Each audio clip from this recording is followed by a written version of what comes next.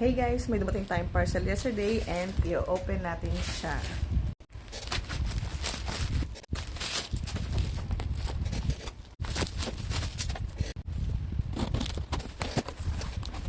So ito yung mga in-order ko from Orange Shop. Strawberry coated chocolate siya. So meron tayong matcha, chocolate, and may white chocolate. Dito ko siya in-order sa Orange Shop. Actually, nag-order na yung sister ko nito. Nasa Manila kami and naubos ko siya. So hindi ko siya na-review and then naubos ko si Maggie. And ito yung na-try ko. Ito yung pinadala niya and yung matcha. Ito yung favorite ko talaga. Masarap siya. So kung may kayo sa matcha, magugustuhan nyo to. So, try natin i-open. Try natin itong matcha flavor. Try yung laman niya. So, parang mga 10 pieces siguro yung laman nito. Ayan, 7 pieces yung laman niya and nasa parang 99 pesos lang siya. Actually, nung na-open ko yung binili ng sister ko na matcha, pagka-open ko, as in, naubos ko talaga siya yung isang pack. So, hindi ko tinan si Navy.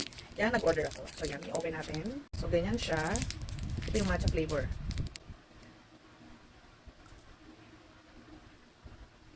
Ayan. Ito yung strawberry niya. And yung matcha flavor niya is hindi siya tulad ng iba. So, magugustuhan nyo siya. So, yung strawberry is medyo maasim. And then, yung chocolate nga. Nagko-complement sila sa isa't isa. Yan, masarap itong matcha. Ito talaga yung gustuhan ko. Actually, yung white chocolate din nila masarap. So, try natin i-open. Alright, ito yung brand niya. White chocolate naman siya. So, ito naman yung white chocolate. So, try natin. Yan. So, ganyan siya.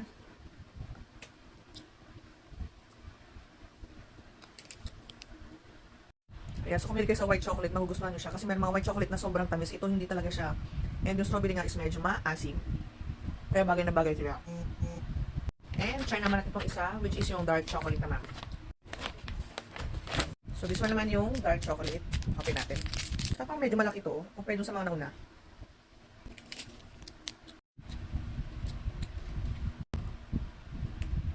So, kung bigyan nyo sa chocolate na ayaw na not too sweet, ayan, i-try nyo to. Yung brand na to, it's parang made in Korea ata to. Sarap na. Yun lang guys. So, yun. So, tatlong yun na flavor. Mas nagustuhan ko talaga yung matcha. So, yun lang guys. Don't forget to follow and share and thanks for watching.